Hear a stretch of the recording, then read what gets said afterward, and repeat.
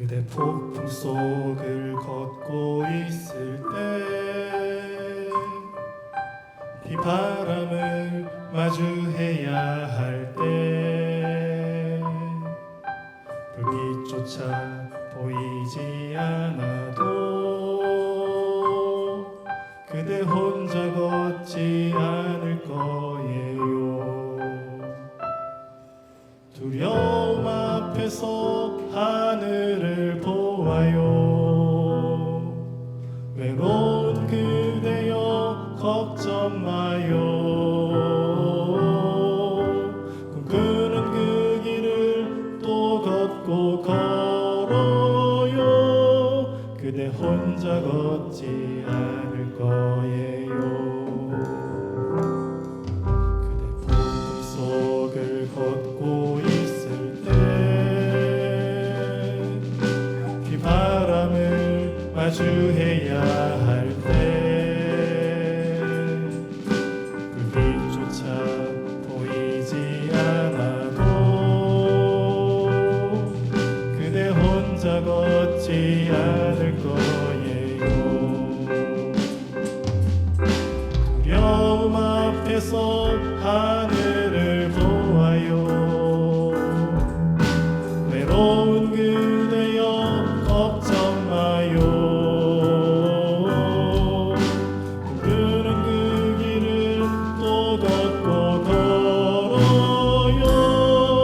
그대 혼자 걷지 않을 거예요. 그대 폭풍 속을 걷고 있을 때 비바람을 마주해야 할 때 불빛조차 보이지 않아도 그대 혼자 걷지 않을 거예요. 두려움 앞에서 하늘을 보아요. 외로운 그대여 걱정 마요. 꿈꾸는 그 길을 또 걷고 걸어요.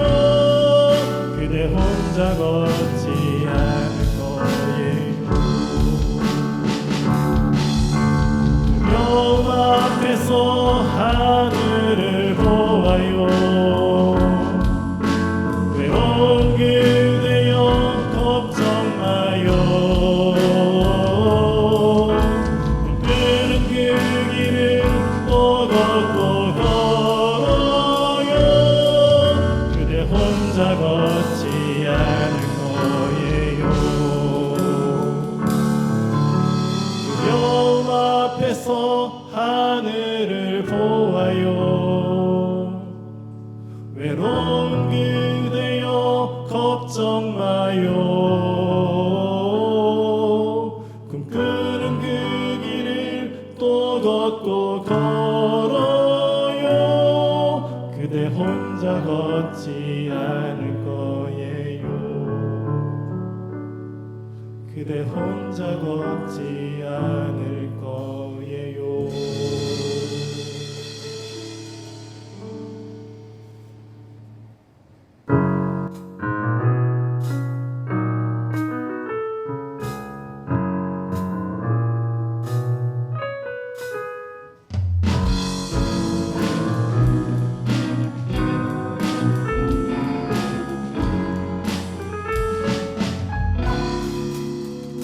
내가 늘 의지한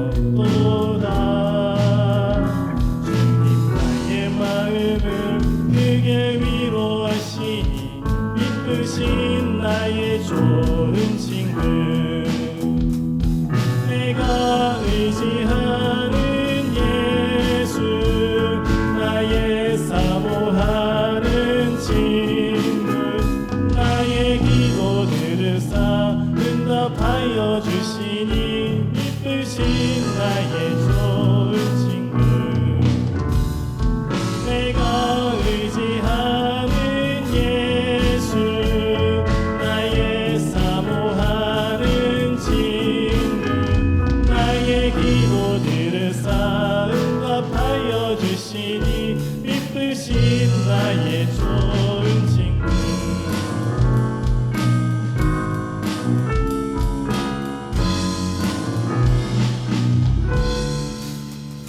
내가 요단강 건너가며 마음이 두려워서 떨 때도 주가 인도하시니 어찌 두려워하랴 이쁘신 나의 좋은 친구 이구 천국에 올라가서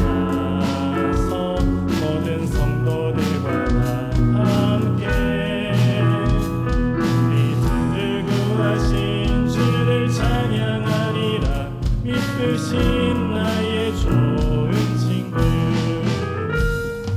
내가 의지하는 예수 나의 사모하는 친구 나의 기도들을 응답하여 주시니 이쁘신 나의 좋은 친구 내가 의지하는 예수 나의 사모하는 친구 나의 기도들을 응답하여 주시니 이쁘신 나의 좋은 친구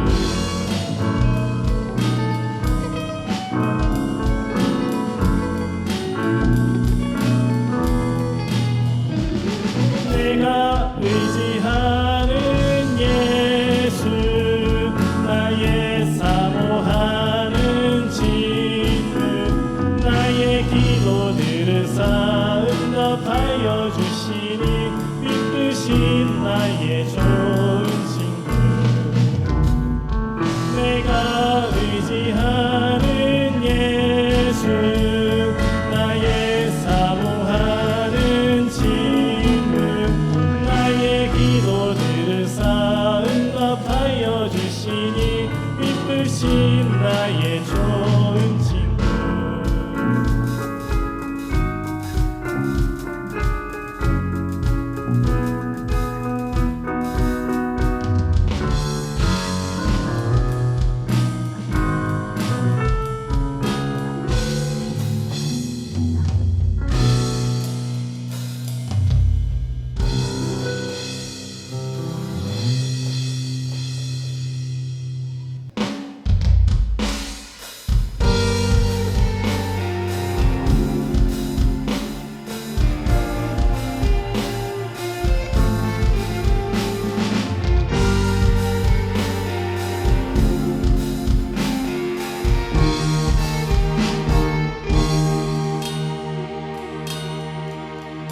담대하라 감사하라 기뻐하라 송축하라 만유보다 크신 하나님 그 약속 능히 지키시리라 담대하라 감사하라 기뻐하라 송축하라 만유보다 크신 하나님 그 약속 능히 지키시리라 담대하라 감사하라 기뻐하라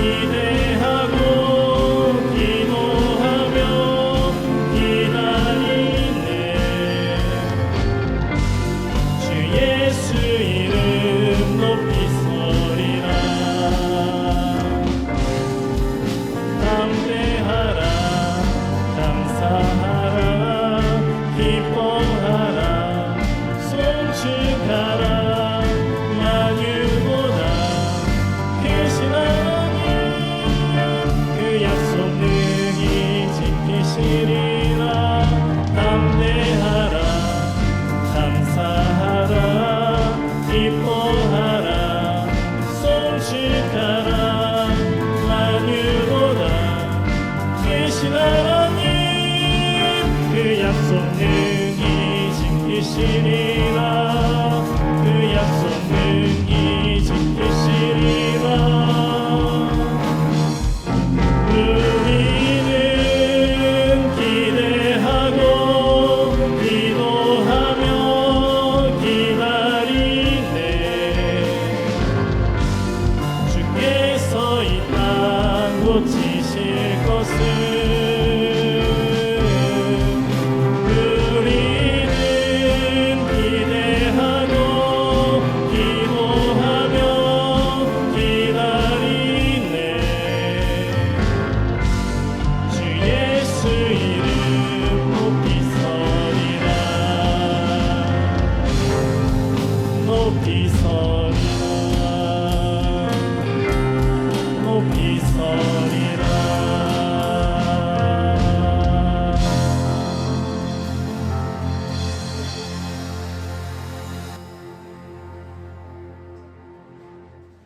우리 말씀 함께 보도록 하겠습니다. 우리 말씀은 로마서 14장 10절에 있는 말씀입니다. 우리 14장 10절에 있는 말씀 한 목소리로 함께 읽도록 하겠습니다. 시작.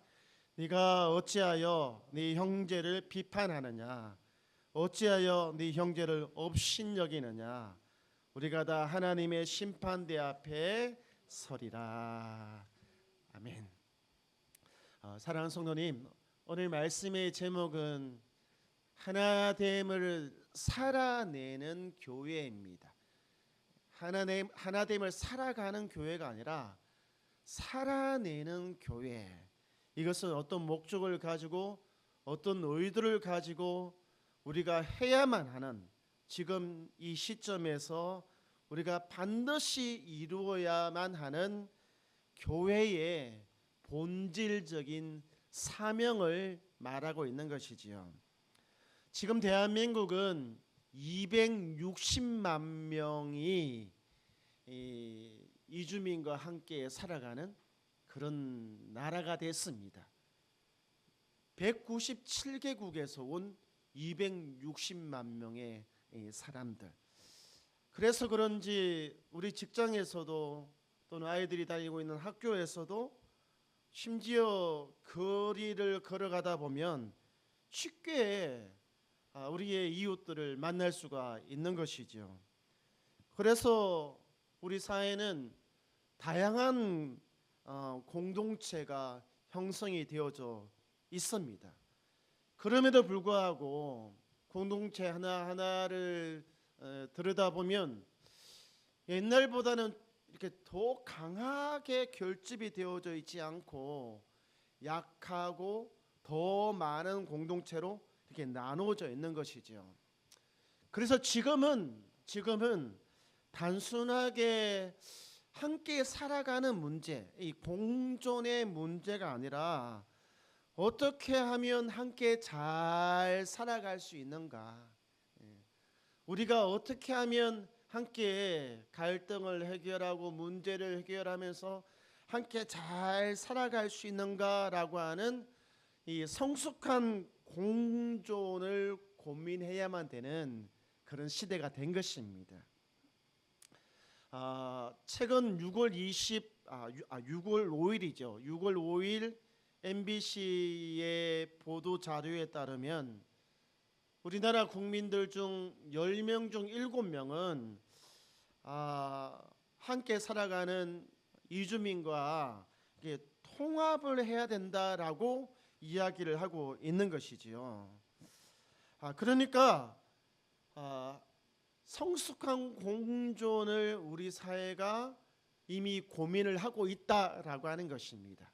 이 시점에서 교회는 무엇을 해야만 할까라고 하는 그런 좀 심각한 고민을 하게 되는 것입니다. 옛날처럼 지금처럼 무관심하게 지낼 수 있습니다. 그래도 교회는 크게 문제가 없을 것입니다. 아니면 한국인 교회 아니면 이주민 교회로 따로따로 나누어서 그런 공동체를 만들어 낼 수도 있습니다. 그래도 크게 문제가 없을 것입니다. 하지만 문제는 뭐냐면 그것이 과연 성경적인가? 그것이 과연 복음이 말하고 있는 공동체인가라고 하는 문제인 것입니다.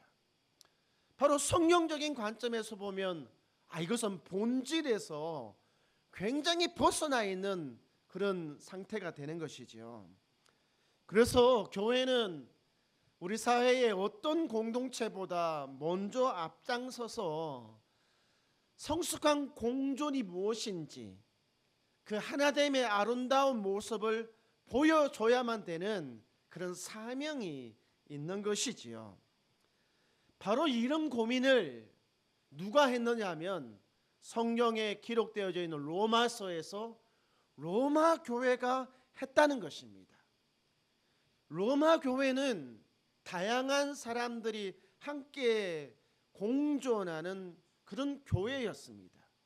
유대인 출신으로 예수님을 믿은 유대인 그리스도인이 있었고, 또 이방인 출신으로 예수님을 믿어서 그리스도인이 된 이 사람들이 한 공동체 안에 함께 모여서 신앙생활을 했던 것이지요.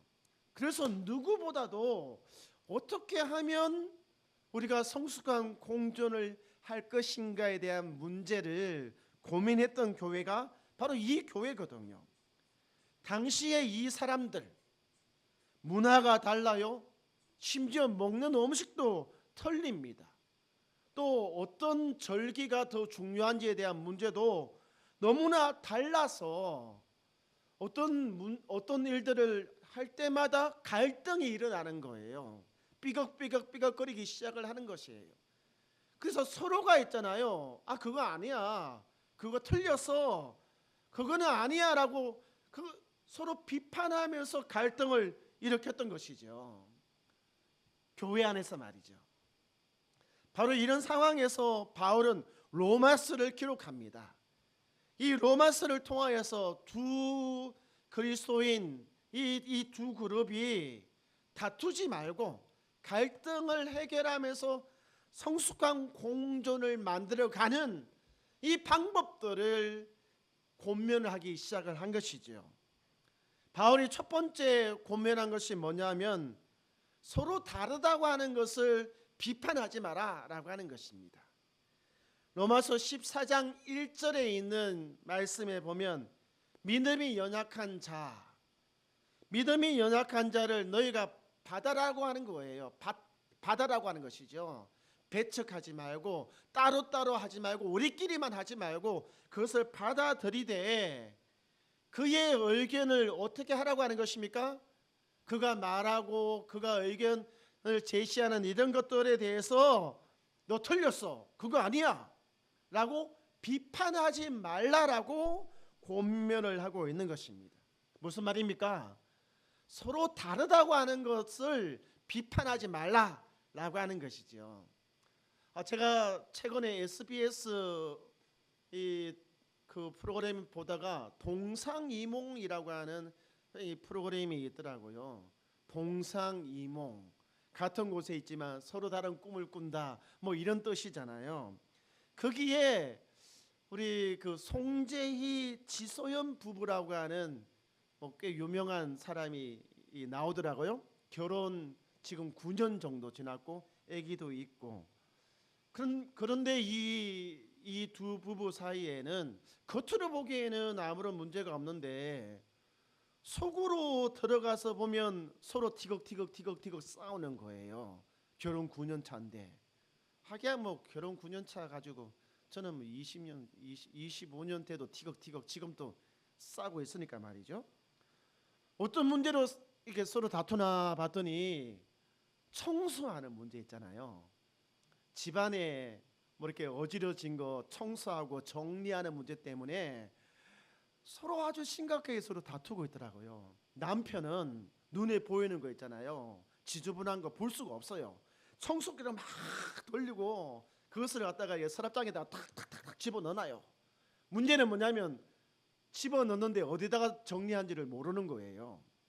아내분은 있잖아요. 막 이렇게 군데군데 이렇게 물건을 놔둬놔야 돼요. 바닥에도 놓고 책상 위에도 놓고 자기 나름대로는 질서를 가지고 이렇게 나름대로 정리를 하는데 남편 눈에는 이거 너무 막 지저분한 거예요.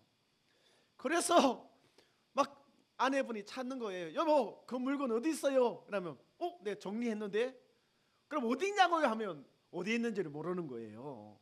그래서 막 티격티격 싸우는 모습이 등장을 하더라고요. 여러분은 어떤 문제 때문에 여러분의 가정에서 티격티격 싸우십니까? 서로 다른 문화적인 배경을 가지신 분들이라면 이거는 이거보다도 좀 심각한 문제를 가지고 있는 거죠. 로마 교회는 어떤 문제로 서로 다투었을까요? 이 사람들은 먹는 문제, 그다음에 할례라고 하는 것이 있어요. 포경수술이라고 하는 건데, 먹는 문제와 이 포경수술하는 이 할례 문제는 누군가, 그러니까 유대인 기독교인에게는 굉장히 중요한 문제였어요. 다른 사람에게는 별로 중요하지 않은데, 이 사람들은요 진리처럼 반드시 지켜야만 돼, 반드시 해야만 돼, 그거 아니면 틀렸어 라고 하는 명확한 기준을 갖고 있는 사람들이었습니다. 그런 기준을 가진 사람들과 뭐 그거 별거 아니야, 그거 안 지켜도 되는 거야 라고 생각하는 이 두 그룹이 같은 교회 안에 있으니까 문제가 심각해진 것이죠. 바울은 이 심각성에 대해서 알고 로마서를 기록한 거예요. 다른 사람을 밭대 비판하지 말라라고 이야기를 한 것이죠. 왜 그렇습니까? 이거 죽고 살고의 그렇게 심각한 문제 아니야. 진리의 문제도 아니야. 서로 조금 차이의 문제일 뿐이지, 그렇게 너 자신이 생명처럼 반드시 지켜야만 되는 문제가 아니다라고 이야기를 하는 거예요. 사실 알고 보면 별거 아니거든요. 우리가 서로 다투다 보면 별거 아니거든요. 돌아보면 왜 그거 갖고 싸웠지? 라고 하는 그런 문제가 너무 많단 말이에요. 교회도 그렇고 여러분의 가정도 그렇고 서로의 차이 때문에 목숨 걸고 싸우지 마시기 바랍니다. 아시겠죠? 아시겠죠? 제발 그래 주시기 바랍니다. 제발. 어렵겠지만 말이죠. 두 번째, 성숙한 공존을 이루기 위해서 권면하는 것이 뭐냐면 서로를 존중하라고 하는 거예요. 존중. 로마서 14장과 15장을 읽다 보면 눈에 띄는 단어가 등장합니다. 그 단어가 뭐냐면 아델포스라고 하는 이 헬라어 단어입니다. 이 단어가 뭐냐면 형제님, 형제여라고 하는 단어예요. 물론 자매여라고 하는 단어도 여기에 크게 포함되어 있는 거죠. 형제여, 자매여라고 하는 이 아델포스라고 하는 이 단어 말이죠. 근데 이 단어가 14장과 15장에 진짜 집중적으로 기록이 되어져 있어요. 거의 로마서 전체의 절반 이상이 이 14장과 15장에 기록이 되어져 있다는 거예요. 이것은 단순한 누군가를 부르는 그런 호칭이 아닙니다. 뭐 여보, 자기 뭐 그런 식의 호칭이 아니에요. 이것은 좀 차원이 높은 단어거든요. 그러니까 평등의 언어, 연합의 언어라고 하는 것이에요. 누군가의 다른 전통을 뛰어넘는 그런 평등의 언어, 그리고 신문과 문화와 언어와 심지어 국적까지도 뛰어넘고 차별이 아닌 평등과 연합의 언어가 이 아델포스, 형제여라고 하는 이 단어인 것입니다. 그 당시에는요 굉장히 파격적이고 혁신적인 이 단어였거든요. 이 단어가 교회 안에서 사용이 되어졌다는 것입니다. 바울은 이렇게 말합니다. 로마서 14장 10절을 통하여서 네가 어찌하여 너의 형제를 비판하느냐, 어찌하여 너의 형제를 깔보느냐, 우리가 다 하나님의 심판대 앞에 서리라 라고 말씀하고 있어. 형제라고 하는 단어가 두 번 나오잖아요. 비판하지 마라, 그리고 깔보지 마라, 업신여기지 마라는 거예요. 내 자신을 높게 평가하고 다른 사람을 아주 낮게 평가를 해가지고 내가 옳고 저 사람이 틀렸다고 하는 식으로 깔보는 그런 거만한 태도를 갖지 말라고 말씀을 하고 있는 것입니다. 문제는 이런 현상들이 교회 안에도 있었다는 거예요. 그러니까 바울이 지금 이 말을 하고 있는 거잖아요.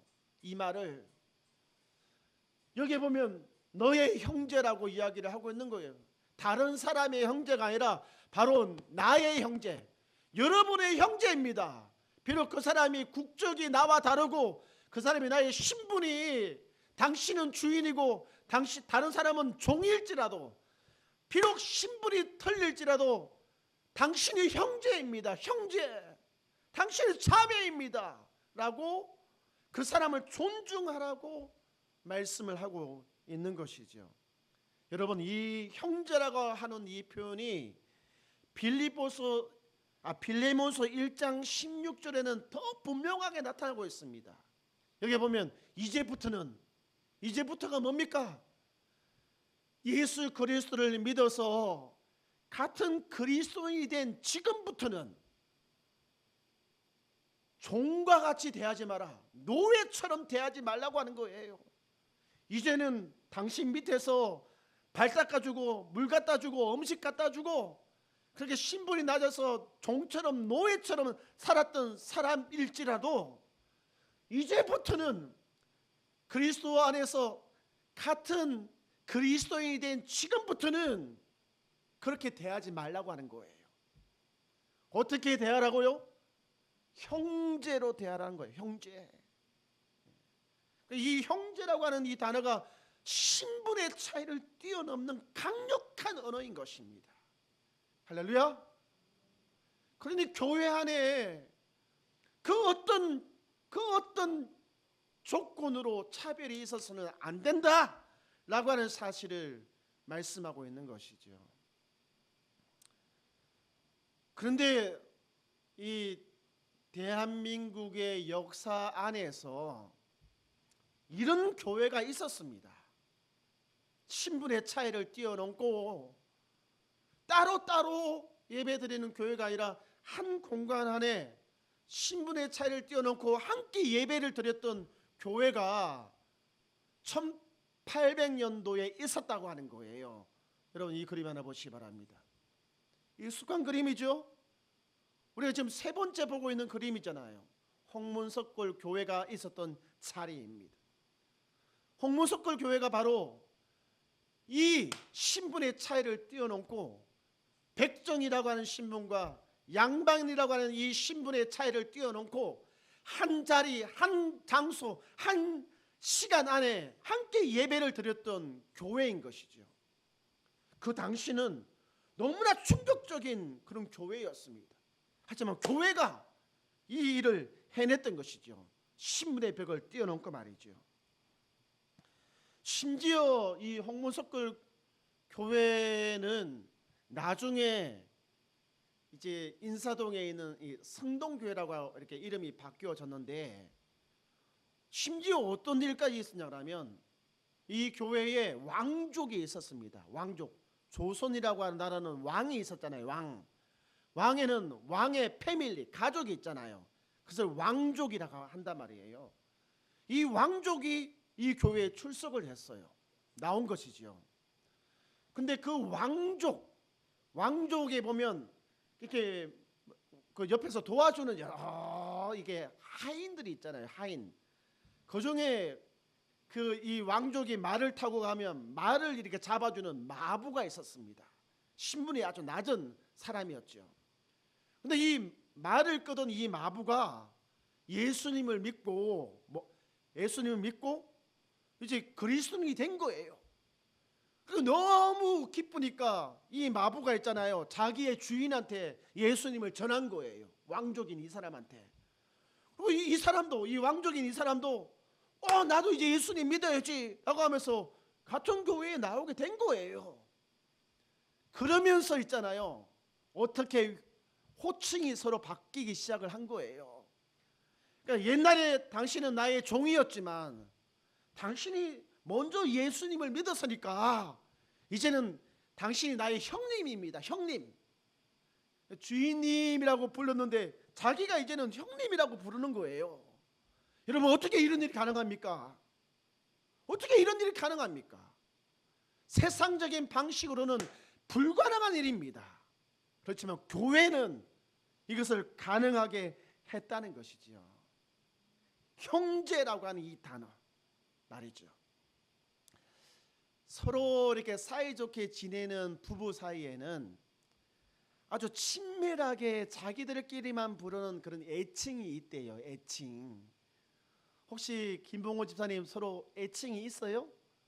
여보, 자기 말고 뭐 이렇게 좀 아주 친밀하게 서로 부르는 그런 두 사람만 아는 그런 있어요? 박길수 집사님은 있어요? 그러고 보니까 우리도 없는 것 같아요. 장윤환 권사님도 오늘부터 한번 애칭 한번 만들어 보세요. 뭐 이렇게 뭐 남편한테 뭐 여보 자기 하지 마, 이번에는 뭐 이렇게 퍼피 한다든지 뭐 이렇게 해가지고 이렇게 좀 애칭을 좀 만들어 보시기 바랍니다. 그러면 굉장히 친밀감이 좀 이렇게 생긴다고 하더라고요. 우리 그리스도인들끼리의 친밀감을 나타내는 단어가 뭐냐면 아델포스, 형제라고 하는 이 단어입니다. 형제. 예. 이 단어는 굉장히 친밀한 단어예요. 우리끼리 아주 친밀하게 지내는 그런 단어거든요. 한번 옆에 계신 분들에게 한번 이야기해 볼까요? 예. 우리 남자 성도님은 우리 여성 성도님에게 자매님이라고 부르고, 또 이쪽은 또 형제님이라고 한번 이렇게 불러보시기 바랍니다. 시작. 자매님, 형제님. 좀 어색하지요? 근데 여기에다가 사랑합니다라고까지 하면 어떨까요? 다시 한번 해봅시다. 형제님 사랑합니다. 자매님 사랑합니다.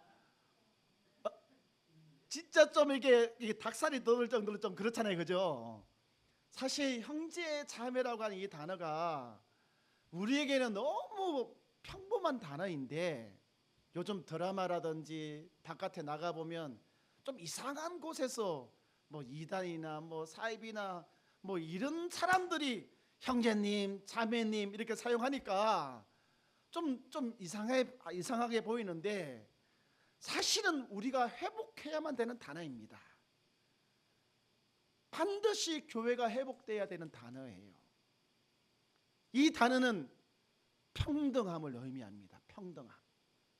그 사람이 사회에서 돈이 많고 적고와 상관없이, 그 사람이 사회에서 신분이 지위가 높든지 낮든지 상관없이 교회에서는 동등하게 형제, 자매, 바로 평등의 단어가 이 아델포스라고 하는 단어거든요.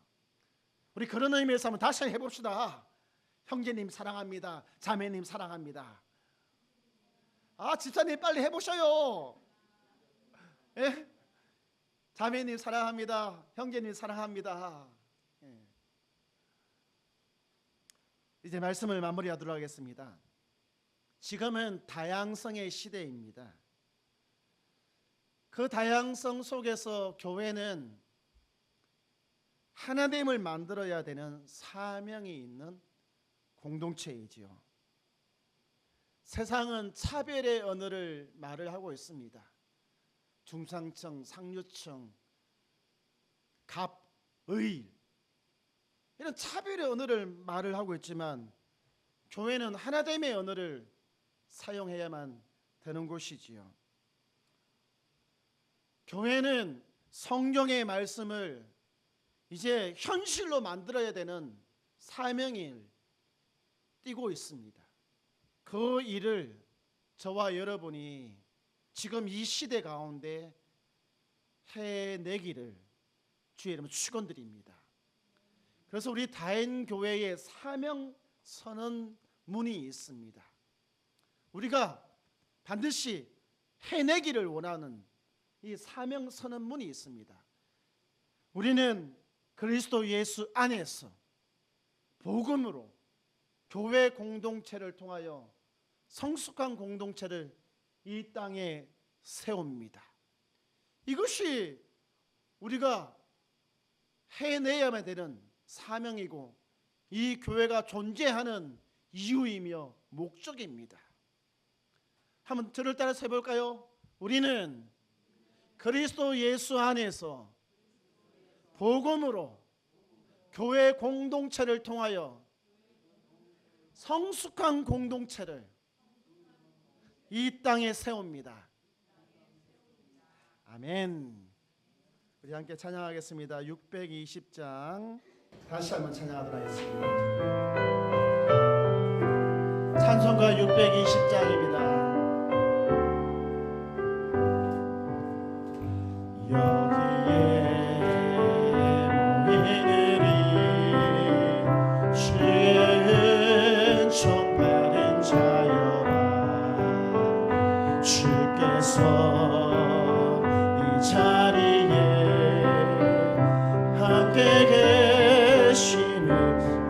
언제나 주님만의 언제나 주님만의 찬양하며 따라가니 시험을 당할 때도 시험을 당할 때도 함께 계심을 믿는 이 믿음 더 굳세라 이 믿음 더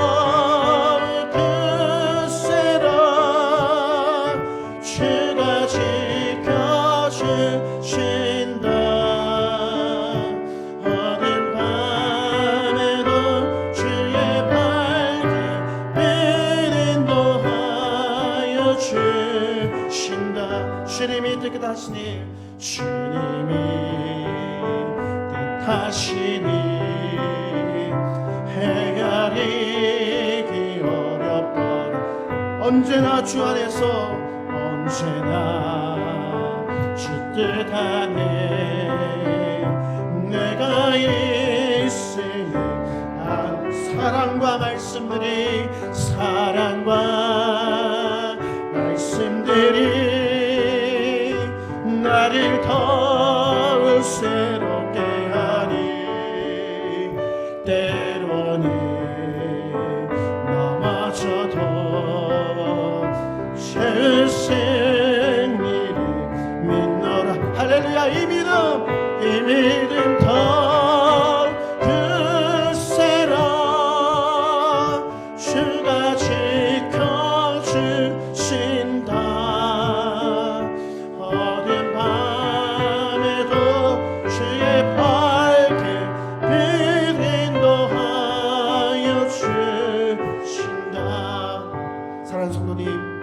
아무리 어렵고 힘들더라도 여러분은 가정 공동체를 지켜내십시오. 그리고 우리의 교회 공동체를 지켜내기를 원합니다. 할렐루야. 우리 3절로 함께 찬양하도록 하겠습니다.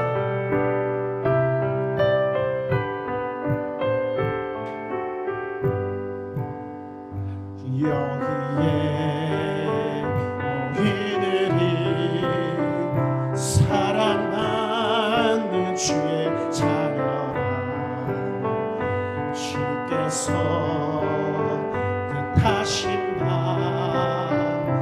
나를 통해 고통과 슬픔 중에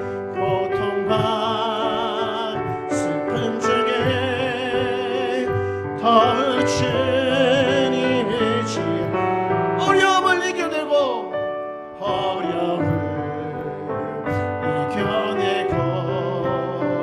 주님 더욱 찬양하라 할렐루야 이 믿음 더욱 굳세라 주가 지켜주신다 어둠 밤에도 주의 밝은 빛 인도하여